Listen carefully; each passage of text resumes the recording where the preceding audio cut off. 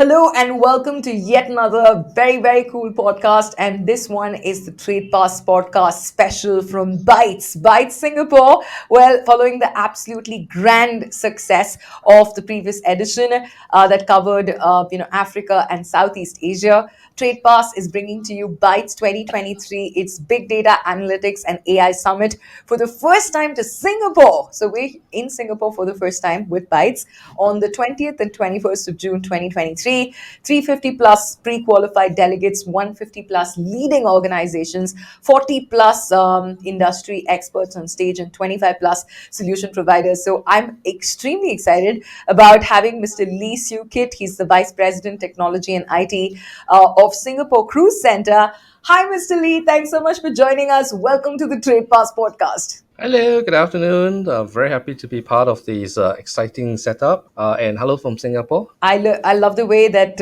your backdrop is. Tell us, what is that exactly? Because that is Singapore, even though it's a virtual Yes, backdrop. that's What is it? Singapore. So this is Harbourfront Center, and this is our cruise center actually. So we actually can host two small to mid-size cruise ship, and about you can't see from here, but also about six berths of ferry that operate within Singapore, Batam Bintan. So if you are ever in Singapore, do come through us.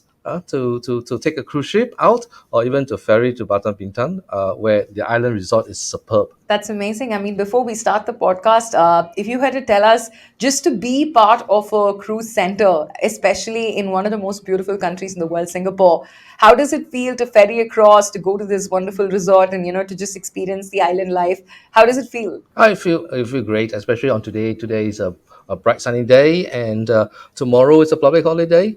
So we can already see clouds gathering downstairs, ready to take a ferry across to Batam Bintam to spend a long weekend with the loved ones, doing shopping, eating. How I wish after this broadcast, I can actually go off, and go take a ferry to the other side, enjoy my long weekend. Unfortunately, I'm working. Yeah, and then tomorrow is we can see a lot of passengers, so I have to be around to make sure that systems, processes, and the passengers are well taken care of. How beautiful is Singapore, honestly, especially when you're on a cruise or on a ferry? Like, what, according to you, from your eyes, what does it look like? Well, Singapore, I would say, if I ever take a cruise, first of all, it's a beautiful island, surrounded by seas, and well, the coastline is brilliant in a sense, right? Well, we can see in the middle of town all this tall landscape, but along the east and the west, different views of Singapore, right? It's blue ocean, right? It's superb. Amazing blue ocean, wonderful island life, and it is the cruise and ferry life that we're going to talk about, but from a slightly different perspective. Because Lee, you are the VP of Technology and IT at the Singapore Cruise Center. Tell us a little bit about your job, how much you love it, and how you bring the latest technology, to what you do. Yeah, so I'm actually the CIO, CTO, the data protection officer, the lead of cybersecurity. So we're a small company, right? So I get to do everything interesting. And I was brought in from the aviation industry to lead digital transformation for the maritime passenger industry. The good thing is that we just came up of COVID. COVID was very bad for us. We were badly hit, but now create a new opportunity for us as the traffic rebound. And I'm here to basically transform the organization, leveraging on technology and importantly data, right, on how to enable a smart data-driven terminal. And basically, I'm looking at 3, 4 years ahead with very exciting projects as we embrace the cloud, embrace mobility, as we build a core system to collect a lot of data amongst the ecosystem, and eventually, hopefully, we can implement a digital twin for operation and security surveillance. So exciting times for us. And basically what make me come to work every day, I think basically is a national service, right? Because it is a gateway into Singapore, and we do see a lot of tourists through our gateway. And I think it's very important to make the all these tourists and also Singaporeans welcome, as they go for holiday, as well as the return from holiday back to Singapore. I think seeing the happy faces, these tourists, passengers towing around their luggages, I think it is a very pleasant, a present field and a present site, and I'm very excited to be part of this whole ecosystem. I love it. I love the fact that you're so excited about what you bring to the, job with 30 years experience in architecting, implementing and supporting applications and infrastructure in the aviation, which is the space that you come from, and also in the maritime industries, setting up teams, government strategy, process, architecture, applications, infrastructure, SAP, data centers, operation management in Singapore and overseas. What have been the topmost highlights of your career? Because digital transformation is what you're doing at the Singapore Cruise Center, and it's pretty much service to the country, like you said. But what exactly have been the highest and the best points of your career that have brought you here? Well, I think I got the benefit of going through different companies. So I started my career in the airline, right, and then led IT and technology in ground handling before I crossed over to vendor, and eventually, worked in Changi Airport in the new T5 project, and eventually over here. And over these 30 plus years, I think I basically learned two things. One is about the business domain, right? What are the challenges that the ground is facing? What expectations from the various stakeholders? And also technology, right? IT, right? So over the 30 years, I started as a mainframe programmer, and over the years, you have client server, you have mobility, you have cloud, and now data analytics. So I think the fun part and the tip of my career is basically how do we apply technology to solve real life problems in the business domain, and having appreciate the business domain and different technology, the strengths, weaknesses, and how we apply it to solve real problems. I think that's the pinnacle of my career. Of course, my career is spanned over 30 plus years, cover not only Singapore, right, but also overseas, right? So in Singapore, I think when SIA divested SATS, I have to basically grow my team overnight from 14 people to 50 plus people and take over the whole IT functions, right, from SIA. So that's number one. Number two, I get a chance to travel, right, being an airline man. Well, I've been to the likes of Vietnam, China, India, Mauritius, and basically perform the role of not only implementing system but also helping to help sell systems, right? So I think it is a very enriching career, and I believe in Singapore Cruise Center there'll be more fun, right? Both leading digital transformation, helping to solve real life problems, and how we apply the latest technology in data, AI, and all the stuff to really help to enhance, and increase significantly our service quality to passengers. That's amazing. I mean, the fact that you're able to digitally transform the Singapore Cruise Center in the funnest way possible with all that experience of 30 years. Tell us, what is the latest like technology that you've deployed? Because I heard you say AI and ML and all of that at the Singapore Cruise Center. Like, what is the latest practical technology? Because you said you use that to solve practical problems that you've done on the cruise center, so that your passengers enjoy a very seamless experience overall, wherever they are, whichever terminals they are, wherever they're traveling. 2023, what has been the tech forward sort of ideation that you've come up with? Yeah, so basically, as I mentioned, we just came off COVID. So we COVID hit us from 2020 to 2022. We have to close down one terminal and consolidate operation in another terminal. So it's basically to reduce costs, and we have to pivot our staff to do other kind of jobs, right? So, but then having said that, they brought me in 2021 because they have a vision. They have a long-term vision to really transform the way we operate, the way we serve our passengers, and also borrowing a leaf from what Changi Airport has implemented in the past, right? So Changi Airport basically is the world top leader in terms of airport, for the world. They have implemented a lot of technology, like, for example, self-service kiosks, backdrops, making sure that the bags are transferred from one terminal to another seamlessly, and they also provide data on how to track your bags and so on and so forth. So we are basically borrowing some of these ideas from the aviation space, and some of the areas they want to look at is to modernize our terminal, right? To leverage on data sharing among the ecosystem, so that we can be basically be more proactive in terms of responding to incidents, optimizing our processes, but at the same time also introducing self-service, because in Singapore as well as the rest of the world, we are facing a lot of manpower challenges, right? So how do we now serve more passengers with the same level of manpower that we have? So we are rolling out self-service check-in, backdrops, gate boarding, and also to the certain extent, we try to automate baggage handling as well.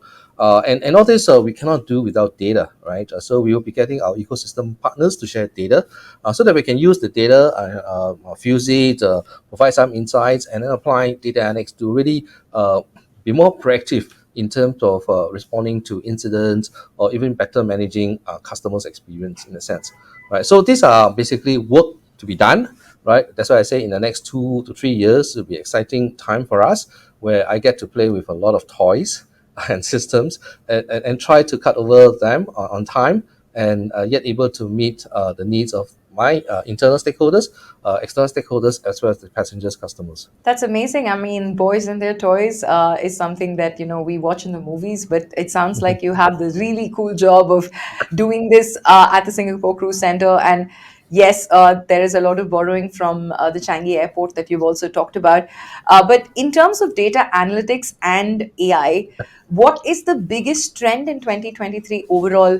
Because that's what we're going to talk about at Bytes when we come in June. Overall, APAC is forecasted to splurge around $53.3 billion on big data analytics solutions by 2025. So there's so much of money that the government also is, looking at from all the governments in APAC. The countries are looking forward to doing it. But is there one or two trends from big data and, AI that you want to talk about that you're excited about playing with since you love to play with technology? Yeah, I think big data is a big word, right? It's basically big data. You're talking about large data size, dynamic, fast changing data, and all that stuff. For us, I think what's important is what the data is used for the benefit of our ecosystem.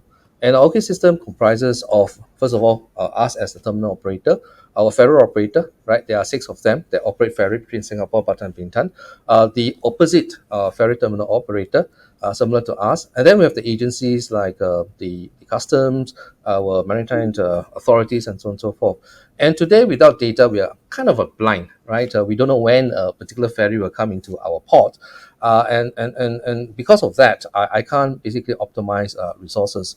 So one of the area that probably we want to use data, right, is to really help to improve operational efficiency, optimize resource utilization, because we have probably four berths in Tanah Merah and six berths in Harbourfront. And how do we basically churn or process more passengers per hour using our resource constraint, right? The other one is talking about how to use data to ensure safety, security, and the hottest topic of recent is hygiene because of COVID-19. And lastly is how do we bring up our level of customer servicing and customer satisfaction, right? Using data. So data to us is important thing is to lay the foundation. Have this integration platform that we can start to collect data from one another and then share data amongst us, and then apply analytics on it. And it's not just insights, right? Trending, which is also very important because this will help us to determine kind of like passenger mix, the profile, the demand of our terminal during certain periods of time and so on, but also applying it to predict in advance what would be like the situation, situation in our terminal, right? So that we can either allocate more resources to manage the crowd, or we can spread out the crowd across the terminal, right? In that sense. So I would say there's nothing new. It's basically sharing data, right? It's using analytics to really give us better prediction of what's happening in the next few hours, and also to a extent prescribe what action to be taken based on certain data points and so on and so forth. And of course, AI will come in eventually as the in advanced stage to help us to fine tune the logic and enhance basically our prediction accuracy in a sense. So with data, we should be able to manage our resources better and also enhance our customer services that we minimize inconveniences for them in a sense, right? For example, queuing, right? We can actually use data to measure, monitor queues, and also kind of like predict, what would be the queue situation like in the next 2 hours, and prescribe what action to be taken in order to reduce queuing or minimize inconveniences to the passengers. So these are probably trends in our industry I'm looking at. Of course, other trends will be using data to help Singapore achieve by 2050 a zero carbon footprint. So data is also important to basically how we manage and how do we guide ourselves to achieve that zero carbon footprint. Right. So data is everywhere, and I think if you use the data correctly, but I think important is what are the problems that you try to solve, and that's where you apply data to solve those problems. Don't store or keep data for the sake of keeping data, and in a sense you will lose sight of how useful data are. Yeah, so that will be probably my 2 cents worth of how data will come into play in these 2 years. Insane. I mean, I really like that you're talking about zero carbon footprint. You're talking about that and data sustainability, and there's so much action in this field. But big data analytics, AI, machine learning, there are so many new technologies that have come together in analyzing massive data sets. And you also said there's a lot of real time analysis, right? Because you're talking about a couple of hours, all that big data coming in and helping you with your customers on the ground. But how important is the latest technology in, say, AI or ML, important for you to adopt, with your team so that, the wheels turn better? Like, how updated do you and your team have to be? Well, definitely, we need to be updated on the latest technology and the trend and all the stuff. But again, it is not really technology leading the business; it's rather the business leading technology in a sense, right? So the business need to really understand, appreciate what are the challenges they have, and how technology can support or enable them in solving this problem. So that has always been my motto, right? I don't drive technology, or I don't introduce technology for the sake of introducing technology. But having said that, we also cannot ignore what technology is available in the market, right? So there are certain constraints. Certain ideas probably have been already been around for years, but probably the technology is not there. But over the years, such technology could mature over time, tested and proven by many customers, or by many companies, and so on and so forth. So we still have to keep track of what are technology in the market. But again, it must solve a must solve a business problem, right? It must solve a problem that my internal customers are facing. It must solve a problem that my external customers are facing. Leading again to the helping to meet the needs of the four pillars that I mentioned earlier. Right. So yes, a good appreciation, keeping track of technology is one thing.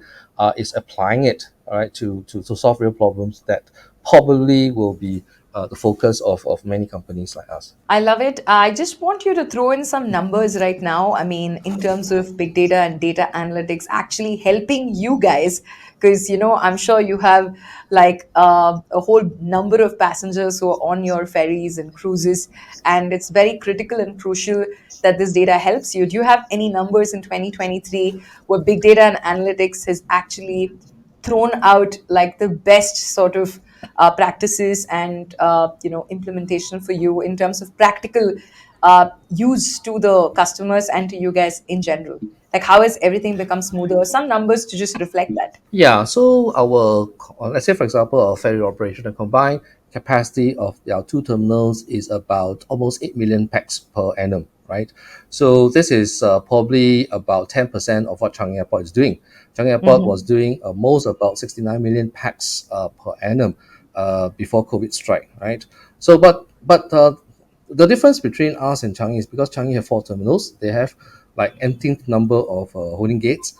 For us at our terminal, we only have one big holding gate, right? And at any point in time, probably we need to process about 1,800 packs per hour, right? So here in terminal in ferry operation, it's about efficiency, it's about optimization, right? And so that we can clear 1,800 passenger in an hour, and also each of the ferry that come in require a maximum of 20 minutes for turnover, and that's compared to airports airlines, which require probably an hour turnover. So in terms of efficiency, right, we definitely need to be very efficient. Otherwise you have very congested departure halls, and the passengers will be very angry, right? So in terms of numbers, we're talking about millions per pax per annum in a sense, right? And basically at the end of the day, there's no separation between air and sea, right? So fly ferry, fly cruise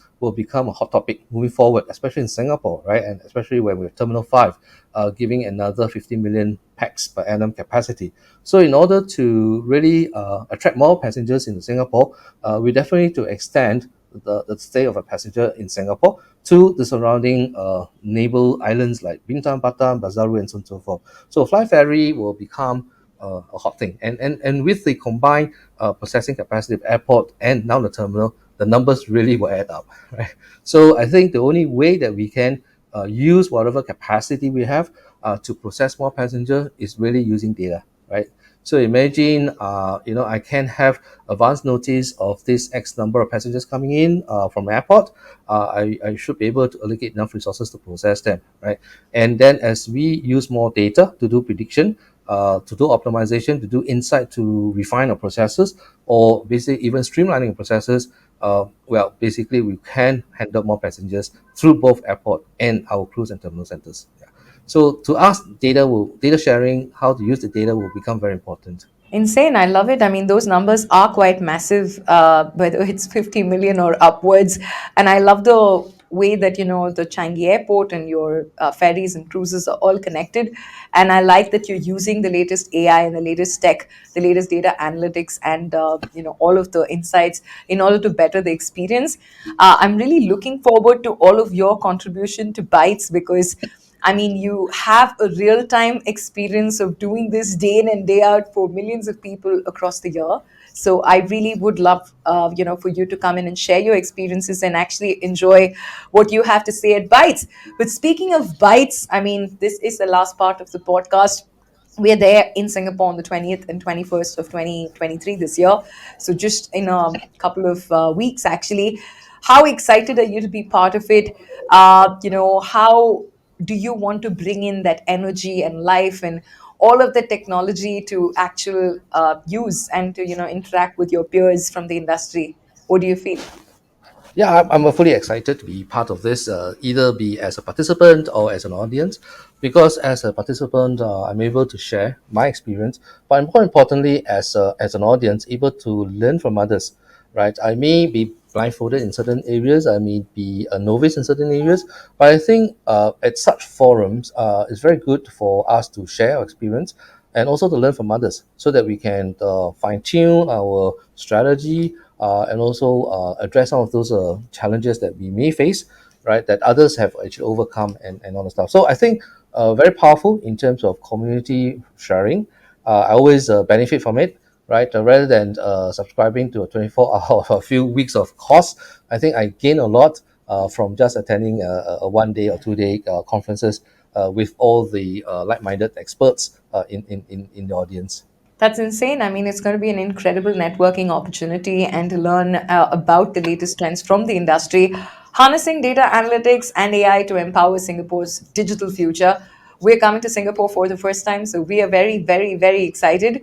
I'm really happy to see that you bring in so much of life and energy from across your 30 years. How do you maintain your your youthful sort of zestful nature? How do you do that?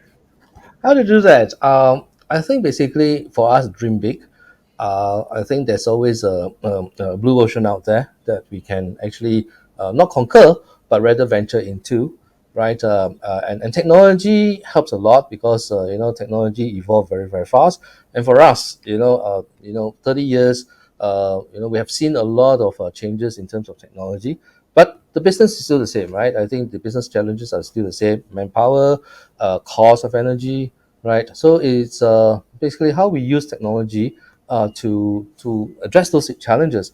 And as we use technology, as we share our experiences, so that we can fine tune the technology, I think that's where we get our energy from, right? It's not that technology is a dead end, right? Every few years we have to learn new technology, and that basically keep us pretty much alive, keep us pretty much occupied, and also challenge us in terms of adopting new technology to help solve existing problems, right? So I would say that it is exciting times, and I think using data, we could even see the new evolution of digital twins, the metaverse. Basically, I myself may be an avatar in the metaverse in the future, right? Whereby basically a virtual world can be represented and by data coming up from the physical world, and to really replicate the physical world so that we have better immersive experience. All right. For example, I always paint this example.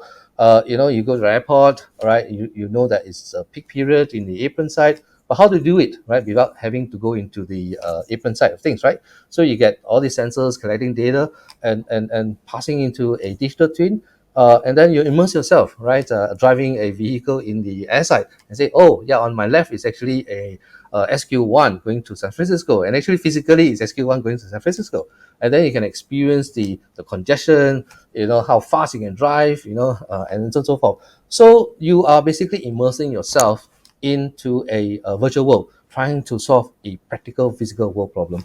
And I think that's going to be a very exciting time, I would say, right? So in the future, I can immerse myself into a central location and be able to manage multiple airports, multiple ferry terminals, and so on and so forth. And all this is not possible, will not be possible if we don't have data sharing.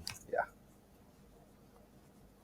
So yeah, That's yeah, fantastic. that's how I keep every day. I'm dreaming, dreaming, and once I dream, and that's basically how I want to realize the dream in the real world. I love it. I mean, it almost sounds like I heard like a virtual experience of like an episode of Black Mirror to be immersed in a virtual world that, maybe I can be on a Singapore cruise as part of the Singapore Cruise Center, sitting right here in Bangalore in India, right?